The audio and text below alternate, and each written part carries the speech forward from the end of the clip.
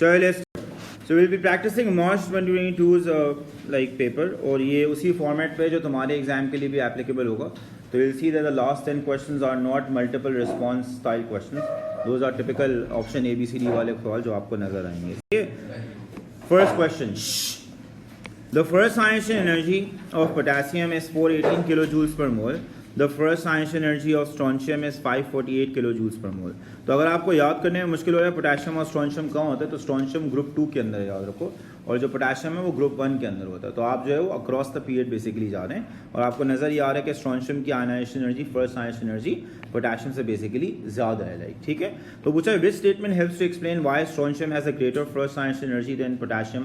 तो आपको आंसर पता है, वो इसलिए होता है बिकॉज स्ट्रोंशियम का क्या ज्यादा होगा, न्यूक्लियर चार्ज ज्यादा होगा एज कम्पेयर टू पोटेशियम, इसलिए उसकी जो है वो फर्स्ट आयनाइजेशन एनर्जी भी ज्यादा होगी. बिकॉज अगर न्यूक्लियर चार्ज ज्यादा होता है ना, तो जो आउटर इलेक्ट्रॉन को अट्रैक्शन फील होता है ऑफ द न्यूक्लियस, वो क्या होता है, ज्यादा फील होता है, जिसकी वजह से बेसिकली आयनाइजेशन एनर्जी ज्यादा होती है. अब ऑप्शन ए में दिया हुआ है the charge on a strontium nucleus is greater than the charge on a potassium nucleus.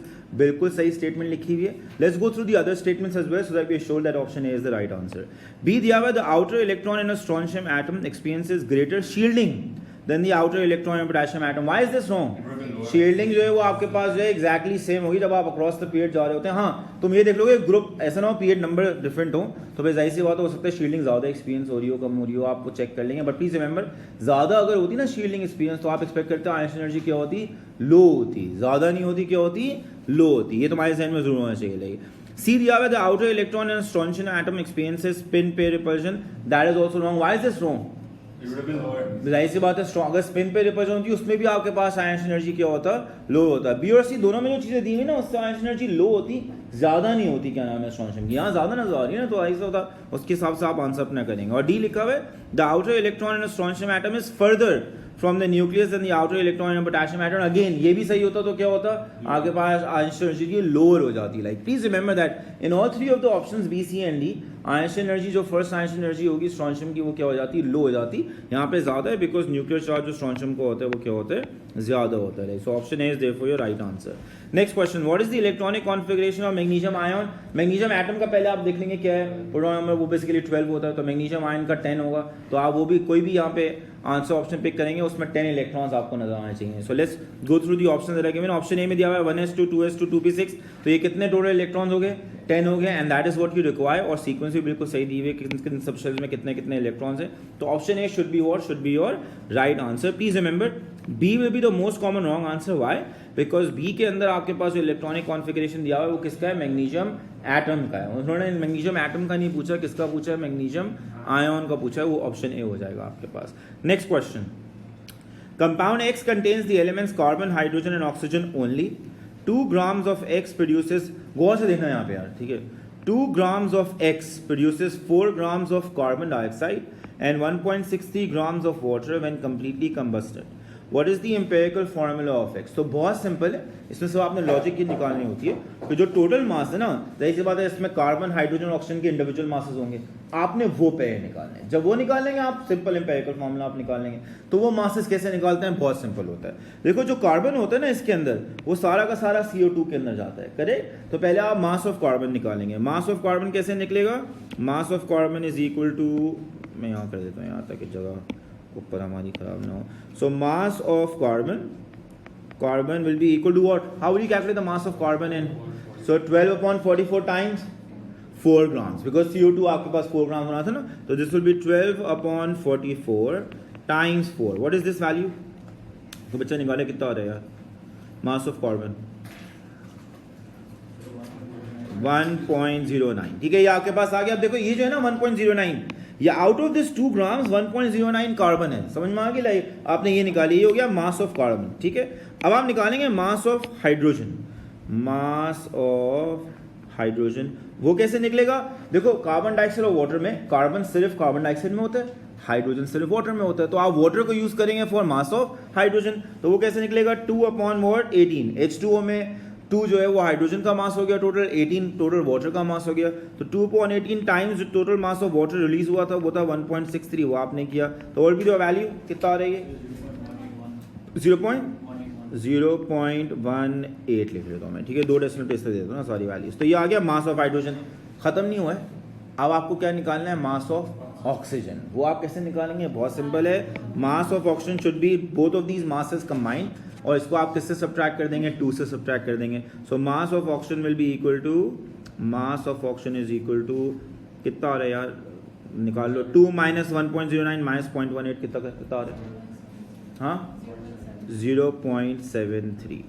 ठीक है, ये अब तुम देखो तुम्हारे पास तीनों के आगे मासेस आ गए। अब सिंपल है, एम्पिरिकल फॉर्म में निकालो यार, जिस तरह तुम लोग करते हो नॉर्मली। तो आपके पास कार्बन, हाइड्रोजन और ऑक्सीजन हो गया, इनके मासेस आपके पास आ गए। Let's calculate the empirical formula. So 1.09 divide by 12 here, 0.18 divide by 1 here, 0.73 divide by 16 here. Can everybody calculate the value for moles? 1.09 divide by 12 कितना आ रहा है यार, 0.09। 0.09 आगे क्या है, एग्जैक्ट 0.0991, ये क्या, ये 0.18 हो गया, और ये कितना आ रहा है 0.73 डिवाइड बाय 16, 0.0456 तो मैं 46 ले लेता हूँ ना, 0.046। ठीक है, ये मेरे पास आ गया।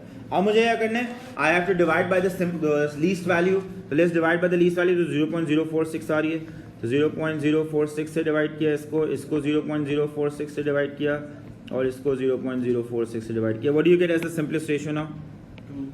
सो 2, ये कितना आ रहा है 4, और ये कितना 1।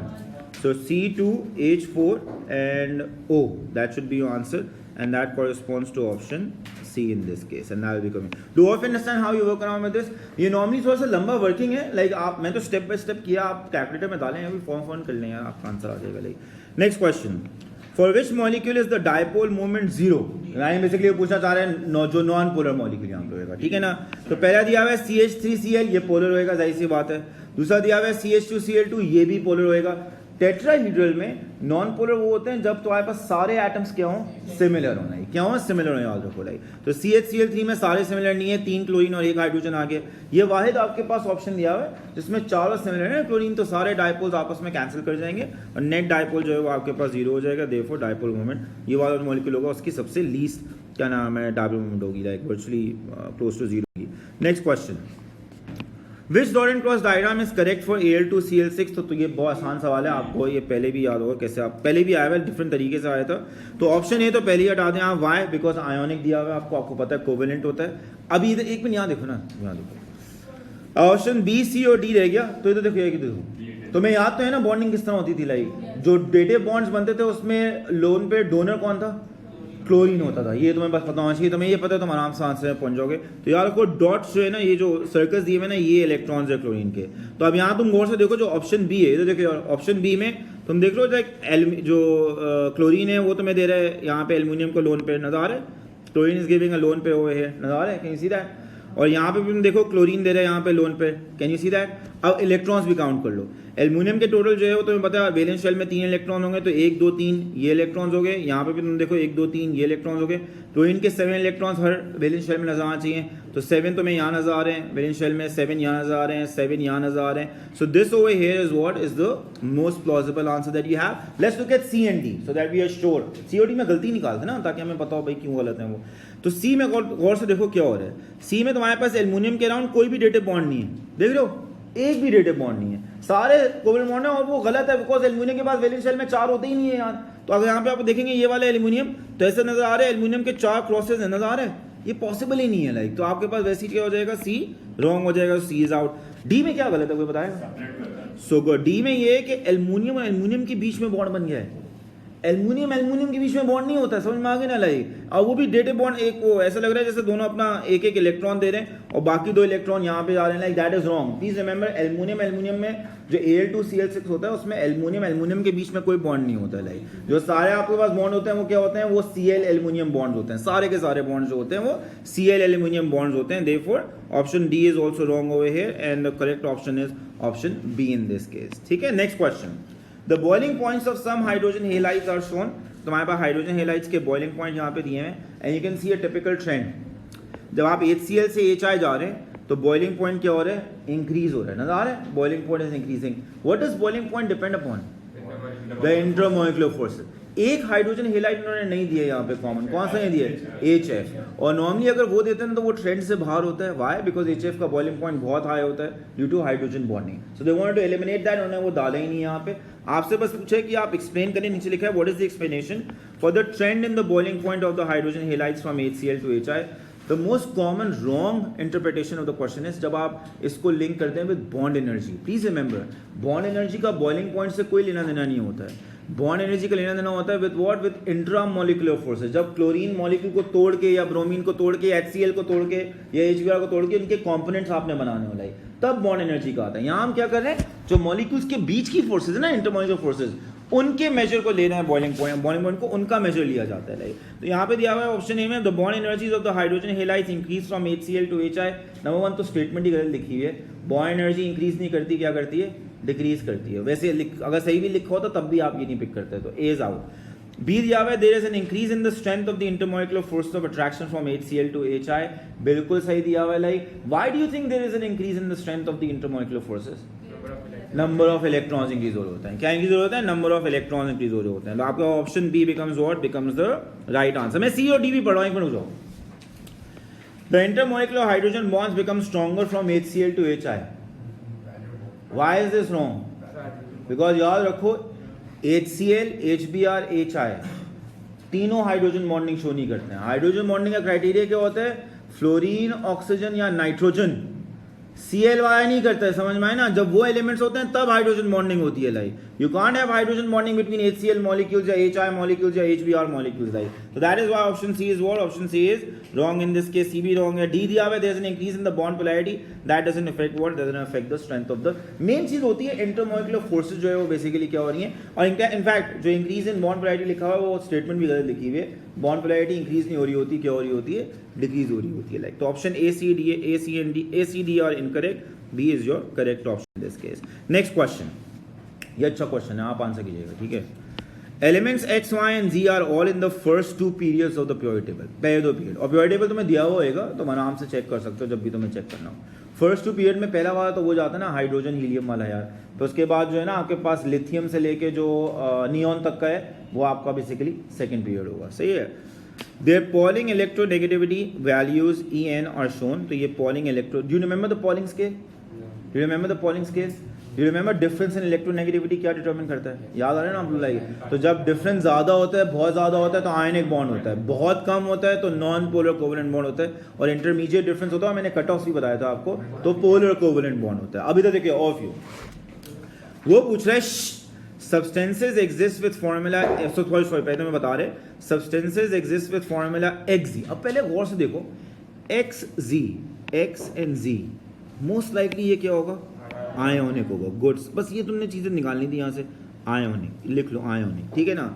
YZ मोस्ट लाइकली क्या होगा, YZ क्या होगा, it would be either polar covalent या हो सकता है क्या हो, आयनिक हो। इन दोनों में से कोई एक पॉसिबिलिटी होगी ना, नॉन पोलर नहीं हो सकता। क्या नहीं हो सकता, नॉन पोलर नहीं हो सकता। तो मैं एक्चुअली तो नहीं पता ना आइडेंटिटी वाला है, तो you can either call it as what, polar covalent और आयोनिक। इन दोनों में से कोई एक होगा। लाइक इससे तो मैं अभी आपको बताता हूं, इससे तुम रिड्यूस क्या करोगे। लाइक तो YZ could be what, could be polar covalent और इट कुड बी आयनिक, दोनों पॉसिबिलिटी हो, कोई फर्क नहीं पड़ता। एक्चुअल थोड़ी तुमको बताना है यार, मैं बताता हूं किस तरह करोगे। What do you think will be Z2?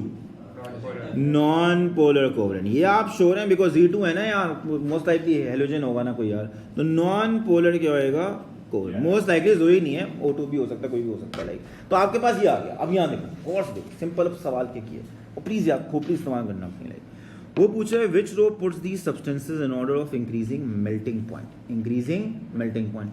तो जाहिर सी बात है जो सिंपल कोवेलेंट मॉलिक्यूल्स होंगे उनमें क्या होंगी, सबसे वीक होंगी फोर्सेस, और सबसे कम जो है वो उनका क्या होएगा, मेल्टिंग पॉइंट होगा। तो of these 3 simple molecular most likely क्या होएगा, Z2 होगा।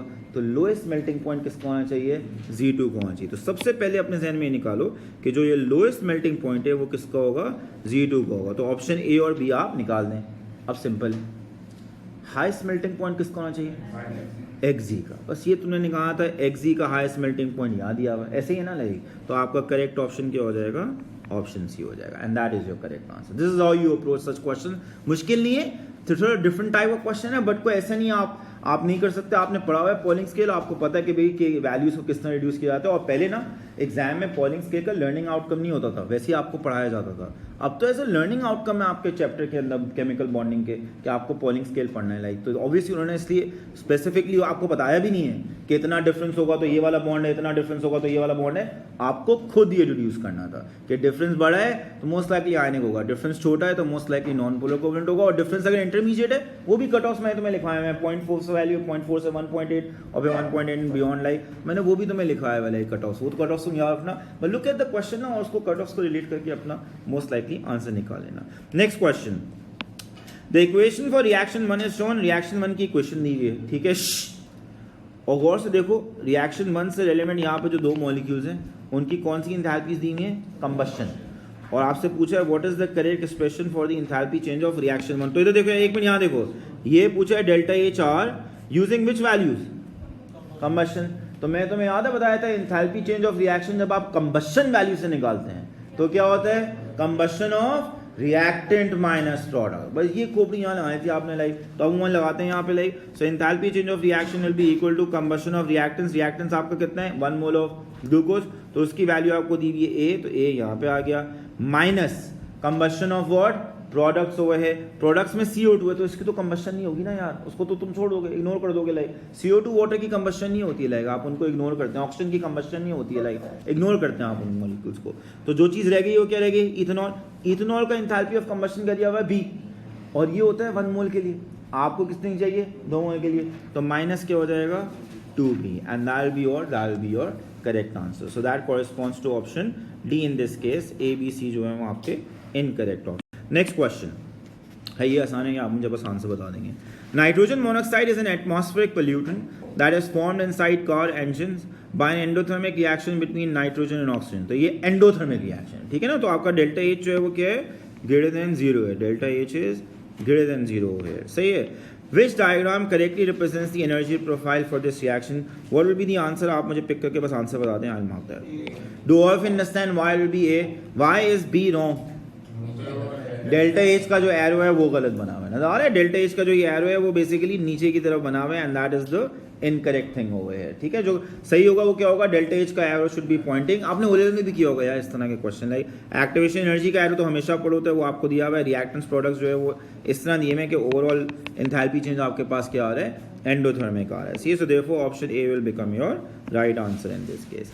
Next question, 2 half equations are shown. तो आपको 2 हाफ इक्वेशन दी हैं, जाहिर सी बात है एक वाली जो ऊपर वाली है वो रिडक्शन हाफ इक्वेशन है बिकॉज इलेक्ट्रॉन्स रिएक्टेंट साइड पे, और दूसरी वाली जो है वो ऑक्सीडेशन हाफ इक्वेशन है बिकॉज इलेक्ट्रॉन्स प्रोडक्ट साइड पे, इलेक्ट्रॉन्स रिलीज हो रहे हैं, ठीक है।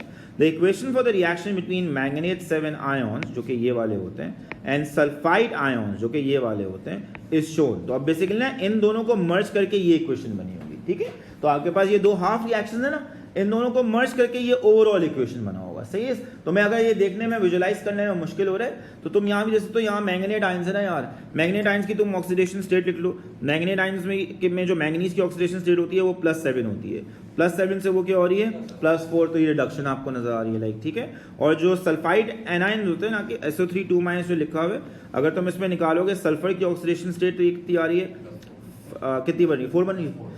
सो ये -6 है, दिस शुड बी +4 ताकि ओवरऑल -2 आ जाए। सो दिस विल बी +4 और ये +4 से जा रहे हैं टुवर्ड्स +6। तो तुम देख सकते हो ये तुम्हारे पास ऑक्सीडेशन हाफ इक्वेशन है। इन दोनों को ऐड करेंगे तो ये इक्वेशन बनेगी लाइक। अब हम करते ही हैं क्योंकि तुम लोग को थोड़ा सा रस्टी होगा ये, मैं ये दोनों ऐड करता हूँ वरना तुम्हें ना आंसर समझ नहीं आएगा। तो रुक जाओ, मैं इसको ऊपर कर देता हूँ, ठीक है। And let's merge these 2 half reaction. पहले मुझे बताओ इन दोनों हाफ रिएक्शंस को किस चीज़ से मल्टीप्लाई करना है, मुझे ये बता दो।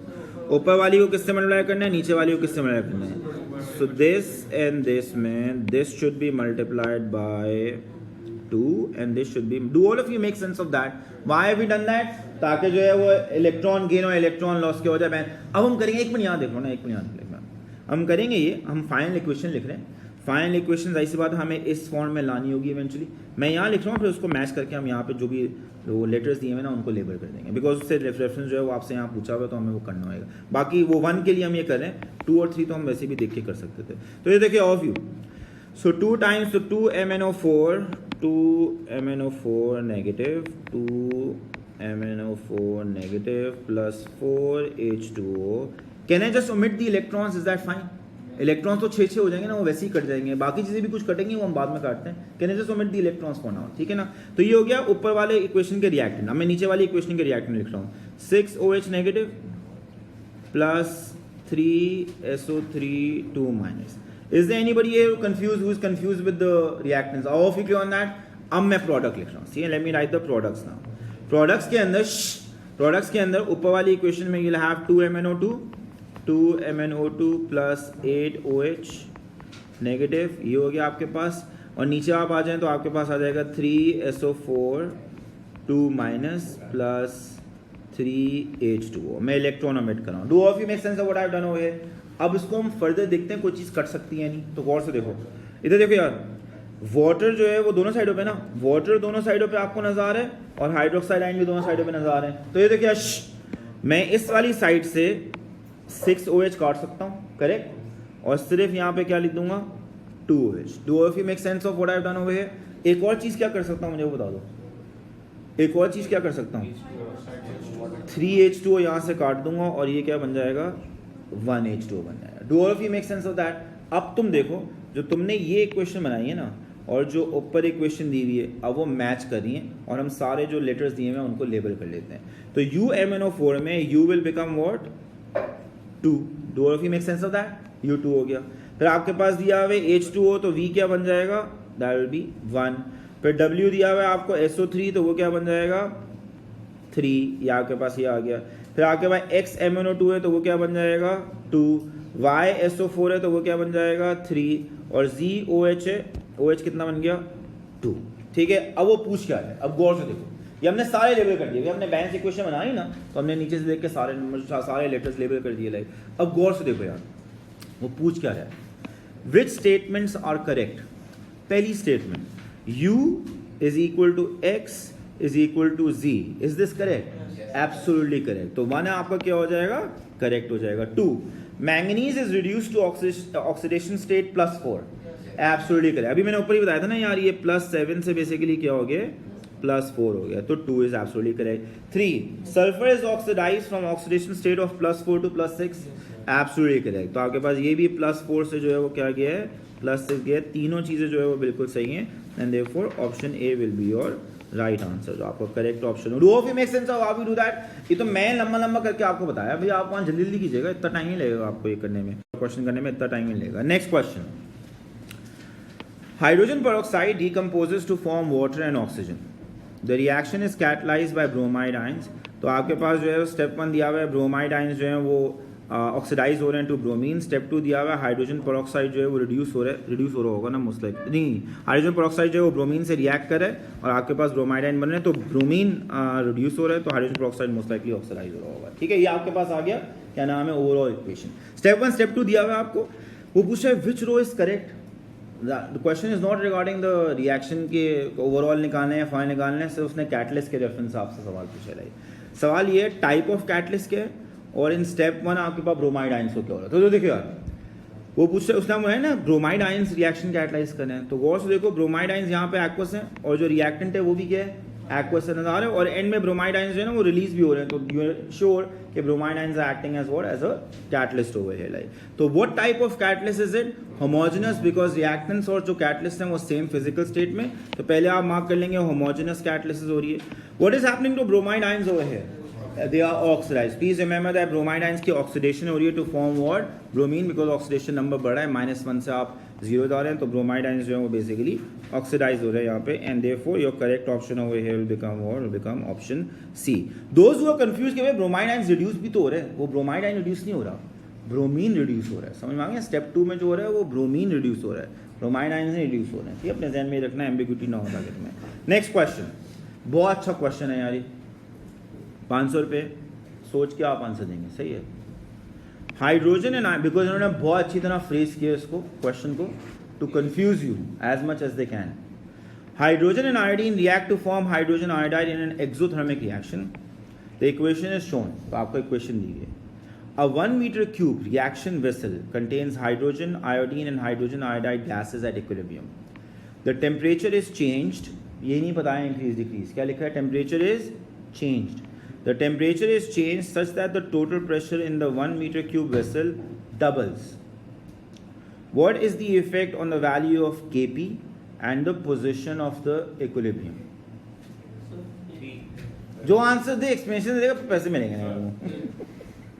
यार तुमने बहुत पैसे अर्न किए हैं अब्दुल्ला बोले sir pressure is directly proportional to temperature अगर प्रेशर डबल हो रहा है मींस के temperature must have also increased good temperature increase हुआ है तो Why, do all of you make sense of what he just said? क्योंकि अगर प्रेशर आप डबल करें ना वॉल्यूम उतनी ही आपने रखी हुई है तो जाहिर सी बात है टेम्परेचर आपने बढ़ाया होगा काइनेटिक एनर्जी बढ़ी होगी कोलिजन जो है वो बढ़ी होंगी with the walls of the container आपका जो है वो प्रेशर डबल हो गया होगा तो टेम्परेचर आपने उसने जब लिखो तुम स्मार्टनेस देख रहे हो आप सवाल की स्मार्टनेस देख रहे हो आप कि उसने ये नहीं बताया चेंज क्या था ये आपको डिड्यूस करना था from this statement over here the total pressure in the vessel doubles temperature increase हुआ है तो ये जो चेंज लिखा हुआ है ना ये क्या है इंक्रीज हुआ है टेम्परेचर क्या हुआ है ये चीज रिड्यूस करनी थी आपने साथ से अब आपको पता है दूसरा वाला बताओ इंक्रीज हो गया आगे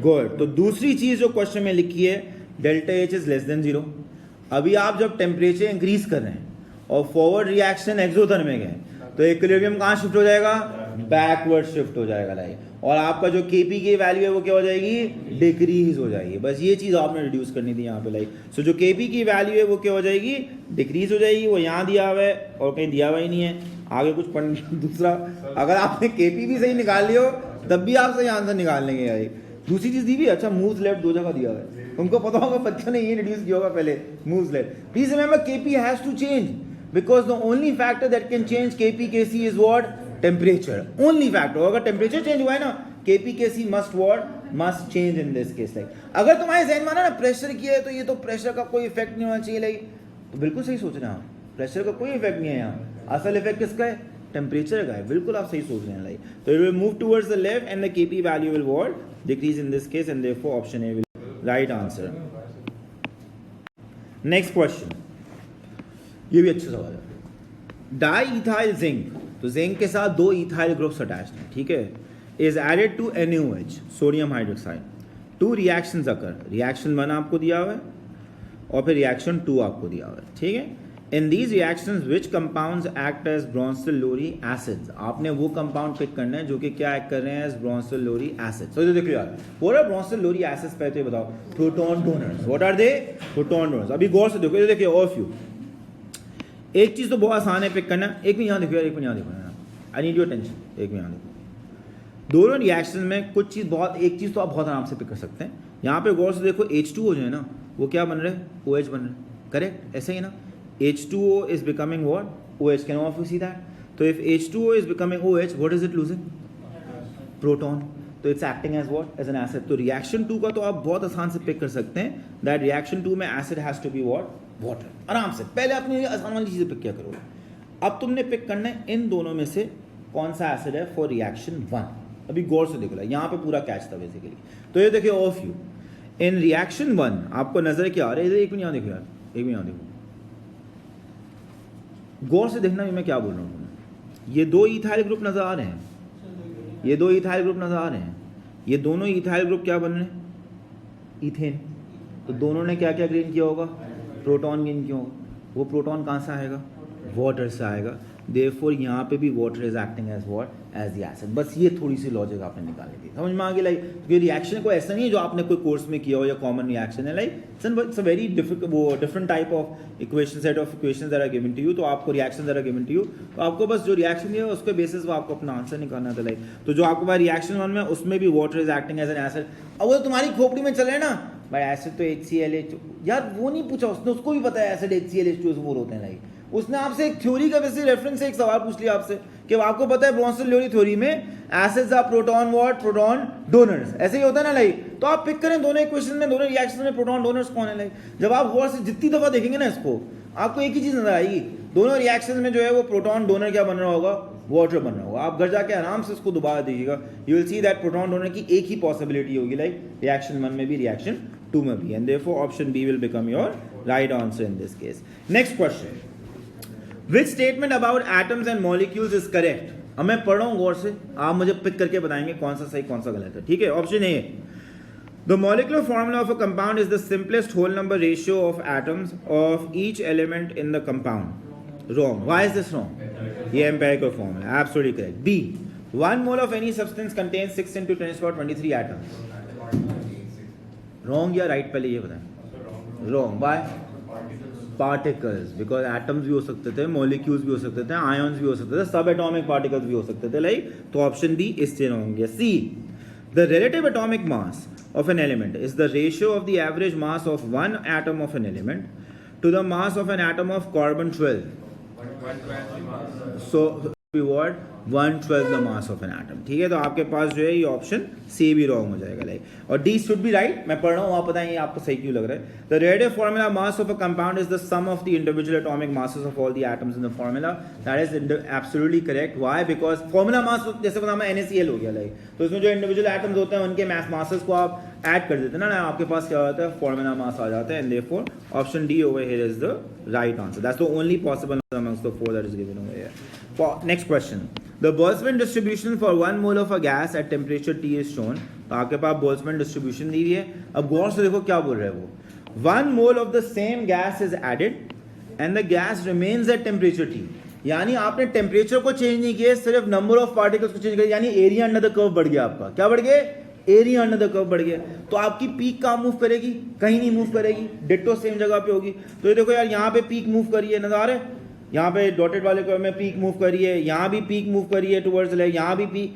एक ही ऑप्शन है जिसमें पीक मूव नहीं करी और एरिया अंडर द कर्व क्या हो रहा है, बढ़ रहा है आपके पास. And that corresponds to word option A in this case, and that will be your right answer as well. Next question.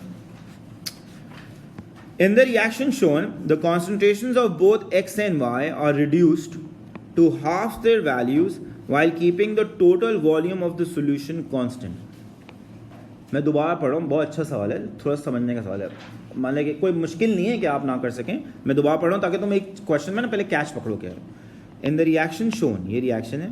The concentrations of both X and Y are reduced to half of the original values. Concentration कम करेंगे तो आप expect करेंगे rate क्या हो जाए, कम हो जाए. While keeping the total volume of the solution were constant. Total volume आपने क्या रखी है, फिक्स रखी है. ठीक है. Simultaneously the temperature is increase from 298 kelvin to 348 kelvin. अभी आप वो देख लो, एम्बिग्युइटी देख लो. एक चीज़ से रेट कम होना चाहिए, दूसरी चीज़ से रेट बढ़ना चाहिए, ऐसे ही ना.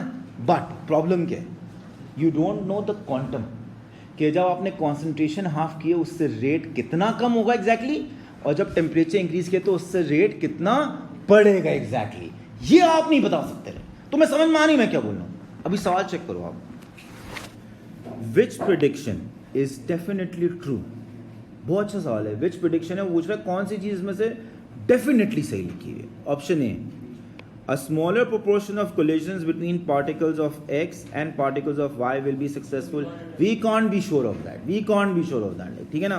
अनलेस एग्जाम ने ये बोल देता रेट ऑफ रिएक्शन ओवरऑल कम हो गया है, कुछ हो गया है, तब आप इस पर कमेंट करते. आप नहीं कर सकते. एग्जाम ने नहीं बताया ओवरऑल रेट पे फर्क क्या पड़ेगा. B, the average kinetic energy of particles of X and particles of Y will increase. Absolutely correct. Why are we sure that this must be true? Because temperature आपने increase किया. तो kinetic energy तो बढ़नी है ना यहाँ. Because temperature is proportional to kinetic energy is proportional to what? Temperature. तो B we are sure is absolutely true. अब मैं C और D भी पढ़ रहा हूँ ताकि आपको क्लियर हो. वो उसके लिए आप श्योर नहीं हो सकते. हो सकते वो हो, तो आप उसके लिए डेफिनेटली आप श्योर नहीं हो सकते. C the rate of the reaction will be unaffected. We can't be sure. भाई एक से इंक्रीज हो रहा है, एक से डिक्रीज हो रहा है, हमें थोड़ी पता है कितना इंक्रीज डिक्रीज हो रहा है, हमें नहीं पता भाई.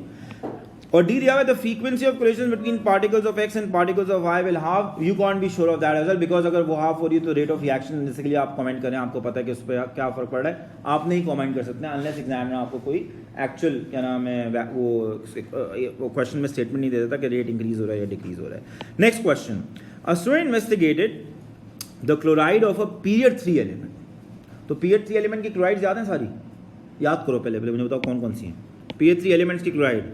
NaCl, फिर MgCl2, फिर AlCl3, फिर SiCl4, फिर PCl5, PCl3. ठीक है ना. और सल्फर का हम छोड़ देते हैं, अनकॉमन क्लोराइड होते हैं. लाइक अभी तो देखिए ओवरव्यू. सवाल अब मैं पढ़ूं, भी गौर से सुनना. The compound was a white crystalline solid. White crystalline solids ने बता दिया, ये भी पॉसिबिलिटी है, ये भी हो सकती है। ये आपके पास जो है वो AlCl3 सॉलिड फॉर्म में जो होता है वो वाइटिश ही नजर आता है आपके पास, क्रिस्टलाइन नॉर्मली नहीं होता है, बट लेट्स अज्यूम ये भी आपके पास पॉसिबिलिटी है। SiCl4 जो होता है वो ऐसा लिक्विड होता है, it's not a solid. SiCl4 is not a solid, SiCl4 is a liquid. PCl5 जो होता है ना लाइक, वो अक्सर जो है वो कभी कभी लिखा होता है पाउडर फॉर्म में, कभी कहीं लिखा होता है, तो वो भी है, उसको भी हम सॉलिड ट्रीट कर लेते हैं। Let's take that as a solid. एक चीज बस हमने स्ट्राइक ऑफ कर दी है, और वो क्या है, दिस वी हैव क्या नाम है, क्या नाम, taken off the chart. Why? Because we know इसका क्लोराइड जो है वो सॉलिड नहीं होता। अगर आपको नहीं याद आ रहा प्लीज जाकर रिवाइज कर लेना। SiCl4 जो होता है वो लिक्विड होता है। CCl4 नहीं जैसे होता उस तरह SiCl4 CCl वो कॉमन सॉल्वेंट है ना, बिल्कुल उस तरह SiCl4 भी होता है। ठीक है, ये हमने स्ट्राइक ऑफ कर दिया, बाकी हमें नहीं पता। Let's go through the scenario. The compound was a white crystalline solid, it dissolved easily in water to give a solution of pH 12।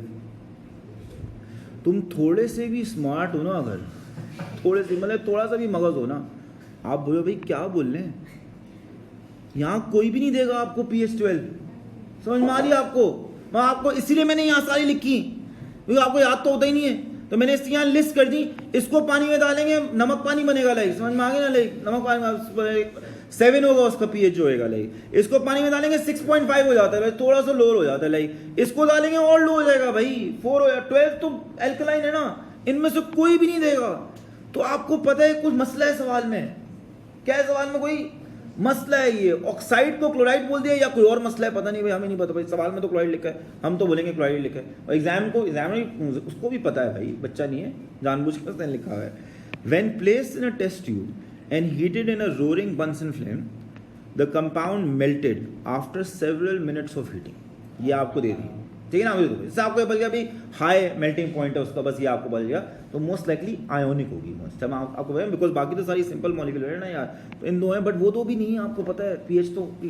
और सवाल देखो, what can be deduce from this record? A, at least one of the recorded observations is, and that will be your right answer. आपको ना बड़ा problem होता है ऐसे सवालों में like, please read the information carefully.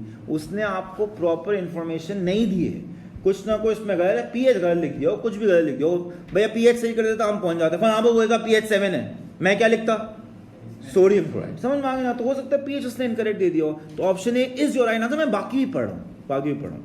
The compound was magnesium chloride, can it be magnesium chloride? No. The compound was phosphorus pentachloride, can be PCl5? No. Acidic देता ना आपको यार पानी में डाल के यार। The compound was sodium chloride, can be? No. वो क्या देता आपको pH 7। तो कुछ ना कुछ इन्फॉर्मेशन रॉन्ग है, आप खुद भी पहुंच जाते। जब आप BCD पढ़ते ना खुद, आप मार्क ए ही करते, आप थोड़ा सा कंफ्यूज होते अगर एक्चुअल एग्जाम में भी आप दे रहे होते, बट आप एंड में ए ही मार्क करते टाइम वेस्ट करके। पर आप श्योर हो कि यार आप जो सोच रहे हैं वो बिल्कुल सही सोच रहे हैं। इसी तो रट्टा काम आता है यार, इन्हीं चीज़ों में रट्टा काम आता है। आप प्लीज़ रट्टा मार के जाइएगा, थोड़ा बहुत रट्टा मार के जाइएगा लाइक, ठीक है। Next question, the elements in period 3 and their compounds show trends across the period from sodium to chlorine. Which row is correct? Electronegativity of element पहले तो ये बता दो, इंक्रीज होती है डिक्रीज होती है अक्रॉस द पीरियड? इंक्रीजेस। तो पहले तो ये पिक कर लो, option A and B are out. अब पूछे acid base behaviour of the oxides, तो आपको पता है वो चेंज होता है from what, from basic to amphoteric to what, acidic, और वो आपके पास ऑप्शन डी बी में दिया हुआ है, सी में दिया हुआ है sorry, and therefore option C becomes your right answer. ये आपके पास जो तीसरी चीज दी है वो गलत दी हुई है, ऑप्शन। चलो we'll stop here and we'll continue from here in the next class and complete the latter half of this paper, okay?